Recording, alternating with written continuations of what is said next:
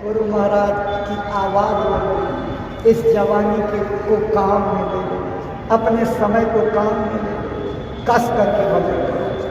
अरे जब करने लगोगे आदत बन जाएगी तो देखना कि कितनी जोर से आगे के समय में अगर भजन नहीं किए रहोगे ना तो टिक नहीं पाओगे। यहाँ होड़ लगने जा रही है, होड़ सेवा की, भजन की होड़ लगने जा रही है। आगे लोग कहेंगे 4 घंटे बैठता तो हम 8 घंटे बैठेंगे, 8 घंटे बैठता है तो हम 12 घंटे बैठेंगे, ये 12 बैठता है तो हम 18 बैठेंगे, ये 18 बैठता है तो हम 24 घंटे बैठ करके भजन करेंगे। उस धन को कमाने की होड़ लगेगी। आज तो मकान बनाने की होड़ है, बैंक बैलेंस की होड़ है, बढ़िया बढ़िया फैशन परस्ती का रोज 10 बार कपड़ा बदलने की होड़ लगी हुई है। और किन किन चीज़ों से क्या क्या बनता है, हम उन चीज़ों से अपने को संवार रहे हैं। आपको मालूम है क्या कैसे ये जो रोज बहने वाले हैं, आपको बुरा तो लगेगा, लेकिन ये जो पोतते हो, ओठों पर लगाते हो, अपने मुंह पर लगाते हो और लगाते हो, ये सब किससे बनता है मालूम है? अभी आपके घर का आदमी कोई कानपुर में जाता हो, कानपुर में नौकरी चाकरी करता हो, तो कहना एक दिन छुट्टी के दिन जहाज पुल से गंगा के किनारे जरा सफ़र कर लेगा। 15 किलोमीटर के दायरे में भट्टियाँ जलती रहती हैं। जानते हैं क्या होता है? ये जो हड्डियाँ जानवरों की इकट्ठा करके ले जाते हैं वो पकाई जाती हैं और उनसे उनकी क्रीम चर्बी निकाली जाती है। उसी से पहले नंबर पर देसी घी बनता है। ये जो बाजारों में सस्ते दर का देसी घी आप खरीद रहे हो, शुद्ध देसी घी, वो उसी हड्डी का निकाला हुआ है। उसी से भोग बना रहे हो, प्रसाद बना रहे हो, कथा कर रहे हो और सब आप अपना जो क्या फलीभूत होगा इसको विचार कर रहे हैं। और दूसरे नंबर पर क्रीम पाउडर बनाए जाते हैं उसी से। ये लिपस्टिक जो लगाते हो उसी के डेराइव हो करके उसी की चर्बी से निकाल करके बनाई जाती है। कीड़े मशीन में पेरे जाते हैं, कीड़े पेरे जाते हैं, उनके रस निकाल करके तब ये डाला जाता है। अब आप इसको लगाने के बाद कभी कभी चाक नहीं लेते, समझ लीजिए क्या आहार आप कर रहे हो। इसलिए बचिए इन चीज़ों से। अपने घर की सूखी रोटी सबसे अच्छी, तभी तो गुरुओं ने ये कहा था रूखी रोटी खाओ, रूखा सूखा खाए के ठंडा पानी पी, देख पर आई चूड़ी मतलब चावल की। इस दिखावटी के युग में दिखावटी करने के नाम पर आप क्या क्या चीज़ें करते चले जा रहे हो, ये सब बंद करो, नहीं तो जो खतरा सामने आ रहा है, आप विद्वान हो, केवल इशारे में बताऊंगा। आज घर घर में कृष्ण का इशारा किया हुआ वर्ण संकरता का खतरा पैदा हो गया है और ये खतरा आपको विनाश की ओर लेकर जाएगा। इसीलिए गुरु महाराज कहते थे कि अपने बच्चे बच्चियों को सत्संग में लाया करो। यहाँ सत्संग सुना करके 1 घंटे 2 घंटे उन पर शासन करके भजन पर जरूर बैठाया करो। अगर आप बच्चे बच्चियों के अंदर अच्छे संस्कार नहीं डाल पाओगे, पढ़ाई लिखाई की छूट दे दोगे, वहाँ की संगत सोहबत में पढ़ करके वो आधुनिकता का जो है बाना ओढ़ लेंगे, माँ बाप को पिछड़ा मानेंगे, सत्संग में आना जाना बैकवर्ड माने जाएंगे और आधुनिकता में बह करके आपको कलम लगा करके चले जाएंगे। आप कहीं मुँह दिखाने के काबिल नहीं रहेंगे। इसलिए अब देर मत करो, वैसे तो बहुत देर होगी लेकिन अब देर मत करो। अब महाराज जी रोज अपने सत्संग में कह रहे हैं चरित्र मानव धर्म की पूंजी है। अपने बच्चों में अच्छे संस्कार डालो, उन्हें अपने साथ सत्संग में लाया करो। भले 4 दिन के लिए उनकी 5 दिन के लिए जो है पढ़ाई छूट जाए, लेकिन उनको लाया करो। यही 5 दिन की छुड़ाई गई पढ़ाई आगे जाने वाले बर्बादी से उनको बचाएगी। अच्छे संस्कार उनमें पड़ जाएंगे, सेवाएं करना सीखेंगे और धीरे धीरे जो है माँ बाप की इज्जत करना। नहीं तो आज जमाना बड़ा डामाडोल है। मैं तो जब गांव में लोगों की बातें जा करके सुनता हूँ, मेरी बात भी आती है तो सुन करके बड़ा अफसोस होता है। आज हर आदमी, चाहे बच्चा हो चाहे बच्ची हो, चाहे माँ हो चाहे बाप हो, सब लोग स्वेच्छाचारी हो गए हैं।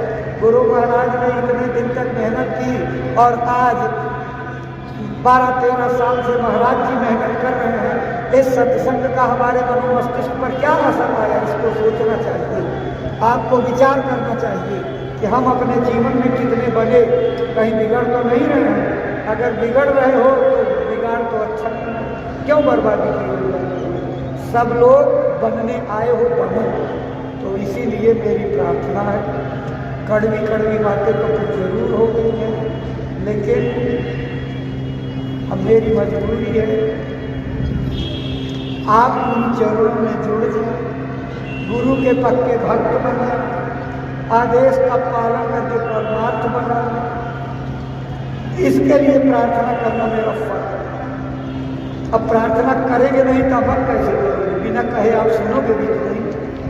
अब मान लो हम अंतर मन से प्रार्थना करें, आप सुनोगे ही नहीं मेरी प्रार्थना तो कैसे मानोगे। इसलिए जाहिर तौर पर आपके चरणों में निवेदन करते हुए प्रार्थना किया है, अपने जीवन को चमकाओ, अपने जीवन को उज्जवल बनाओ, भविष्य को बहुत आगे ले जाओ। पढ़ाई लिखाई बहुत जरूरी हो तो ठीक है, लेकिन उसके साथ अगर चरित्र ढंग नहीं सुरक्षित हुआ, चरित्र बिगड़ गया तो क्या रहेगा आपके पास, सब खोखले हो जाएंगे। भारत की संस्कृति का यही आदर्श था कि लोग अपने चरित्र की हिफाजत करते हैं। जरा सा 2 मिनट के लिए एक घटना आपको याद करा दें।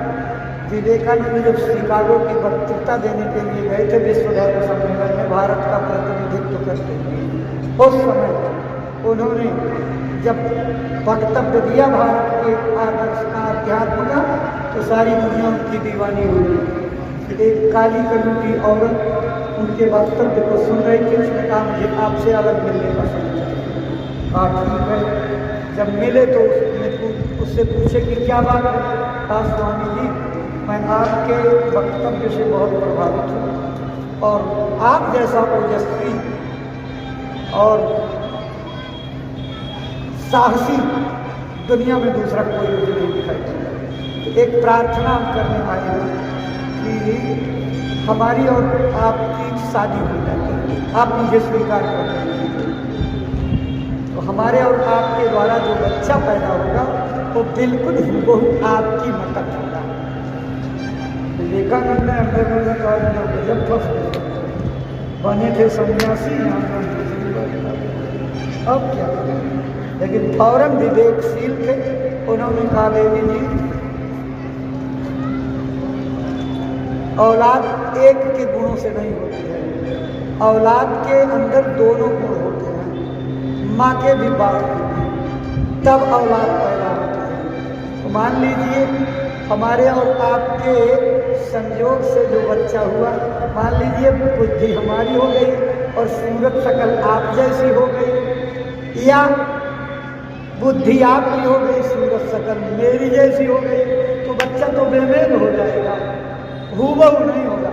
लेकिन देवी जी मैं जिस भारत का रहने वाला हूँ, उस भारत में एक उपाय है, बिना देर किए, बिना किसी मेहनत के, बिना इंतजार के आपको हूबहू बच्चा मिल जाएगा, मिलीमीटर भी फर्क नहीं होगा। तो उसने हाथ जोड़ के पूछा बताइए स्वामी जी वो उपाय क्या है। कहा देखो देवी जी मैं मन से तुमको अपनी माँ मान लेता हूँ और तुम भी दिल से मुझे अपना बेटा स्वीकार कर लो, इसी में तुमको हूबहू बच्चा मिल जाएगा, जरा सा फर्क नहीं होगा। ये भारत की संस्कृति थी, ये भारत के आदर्श थे, ये भारत का चरित्र था। इसी के नाम पर लोग विश्व के गुलामी करने को तैयार होते थे, भारत विश्व गुरु के दर्जे पर। इसलिए विश्व गुरु बनाने वालों की जो आवाज़ निकल रही उन्हें खुद विचार करना चाहिए। मेरी औलादें कहाँ जा रही हैं, मेरी संतानें क्या कर रही हैं। अपनी संतानों को अगर आप विश्व गुरु के चरित्र तक नहीं पहुंचा पाए तो क्या खोखला विश्व गुरु बनोगे। इसलिए बहुत जरूरी है अपने अपने बच्चे बच्चियों को सत्संग में नितांत ले आओ, जहाँ आसपास में सत्संग हो वहाँ भी ले जाओ, इसका अभ्यास कराओ, साधन भजन सुमिरन कराओ। 1 घंटा घर के 5-10 लोग जो हो बैठ करके सबको प्रार्थना भजन में बैठाओ, कानून घर में लागू करो शक्ति के साथ। नहीं तो बच्चे मोबाइल चलाते रहेंगे, बुढ़े माँ बाप भजन करते रहेंगे, वो दूसरी दुनिया में उड़ जाएंगे और आपके हाथ से निकल जाएंगे। बहुत बड़ा खतरा आपके लिए है। इसलिए बच्चों इस खतरे से और अपने बच्चों को भी बचाओ, बहुत जरूरी है। इसलिए भाई बहनों काफ़ी समय हो गया है और अब धीरे धीरे धूप भी तेज हो रही है। आज पहला दिन है, उतना ही बात रहे जितनी प्रेम के साथ जब हो जाए तो ठीक रहेगा। एक बात आपसे कहते हैं कि आपके सुधार के लिए, आपके अच्छे बनने के लिए, सच्चे अर्थों में गुरु का बंदा बनने के लिए मैंने कुछ निवेदन किया है। हालांकि दवा तो कड़वी होती है, लेकिन अगर उतर गई ना सब बुखार दूर कर गई। मेरी दवा नहीं है, गुरु महाराज की दी गई दवा है, महाराज जी की दी गई दवा है। इस दवा को अपने अंदर उतार लोगे तो वैद्य की दवा काम कर जाएगी और आपका जीवन सफल हो जाएगा। इसलिए कोशिश करिए कि जो बातें आपके सामने दोहराई गई हैं, निवेदन की गई है, उन पर कदम बढ़ाने की जरूरत है। विचार करें, आपकी महानता संगत पर रोक जमा करके शासन करने से नहीं बढ़ेगी, छवि घट जाएगी। आप संगत में राजा बन करके रहोगे, बादशाह बन करके रहोगे। संगत रूपी प्रजा जो है आपको दिल में जगह नहीं देगी।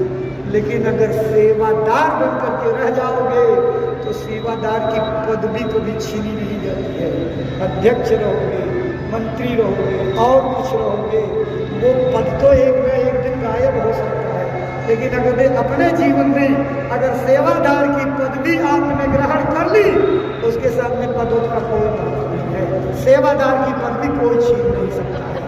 इसलिए सच्चे अर्थों में गुरु के सेवक बनो, आदेश पालक बनो, जो हुक्म हो उसको आंख बंद करके बजाओ और अपनी कमियों की ओर नजर रखो। सबसे प्रगाढ़ प्रेम करो, किसी से दुश्मनी मत मानो, किसी को अपना विरोधी मत मानो।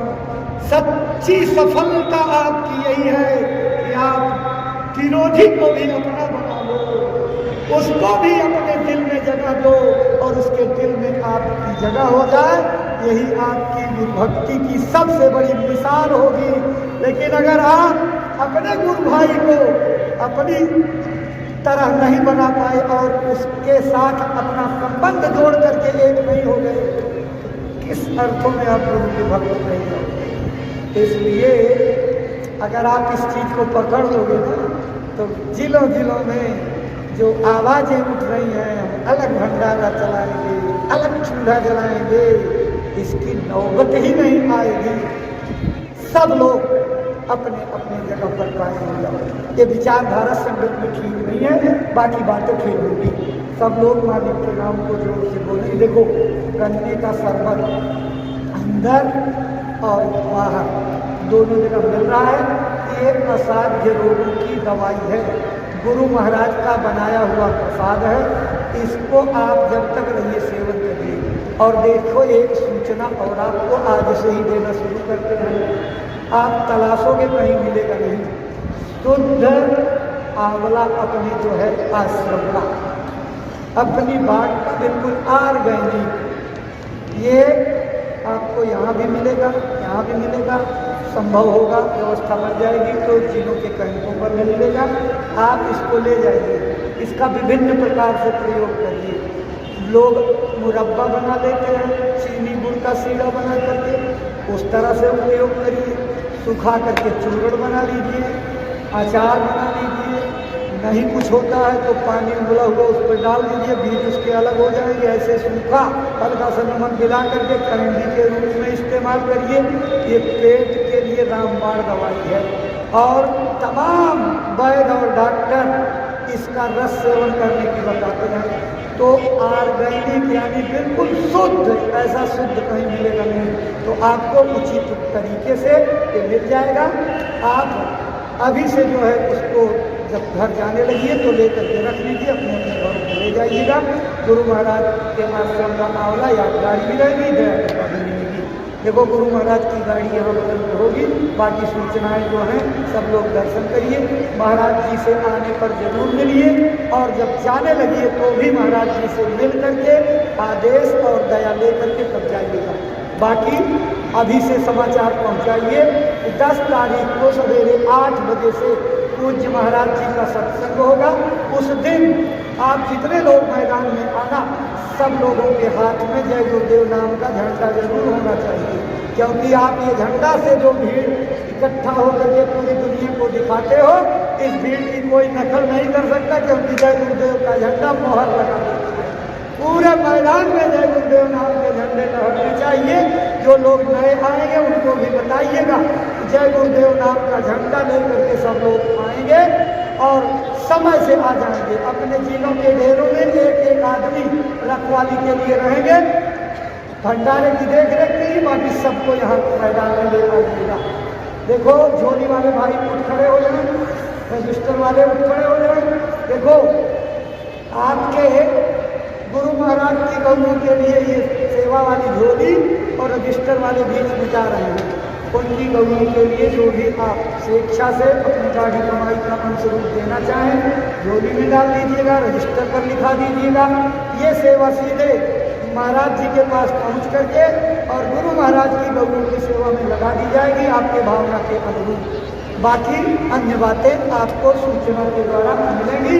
सब लोग मालिक के नाम को प्रेम के साथ बोलिए, जय गुरुदेव। अब सब लोग खड़े हो जाइए, जो भाई अभी तक कृपा करके बैठे हुए हैं आप भी खड़े हो जाइए। सब लोग खड़े हो जाइए, सब लोग मालिक के नाम को एक साथ प्रेम से